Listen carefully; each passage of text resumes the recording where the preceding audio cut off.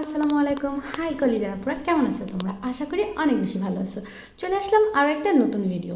দেখো, বাইরে যে পরিমাণ বৃষ্টি হচ্ছে, ঘরে বসে সারাদিন আমার পেটুক মনটা শুধু খাই খাই করে।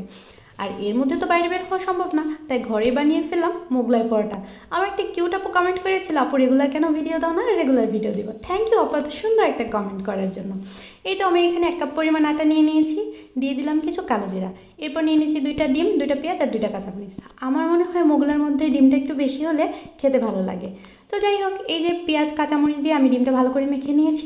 এবার বিগ সাইজের একটা রুটি বানিয়ে নিব। অনেকেই মোগলাইতে ম্যাগি মশলাটা ইউজ করে, ওটা আমার একদমই ভালো লাগে না, তোমরা চাইলে দিতেই পারো। এবার বড় সাইজের একটা কড়াই নিয়ে প্রাণ খুলে তেল ঢেলে দাও, কারণ ভাজাভুজিতে তেল একটু বেশি লাগে। এরপর আস্তে আস্তে উল্টে পাল্টে ভেজে নিলে ব্যাস তৈরি তোমার মোগলাই পরোটা।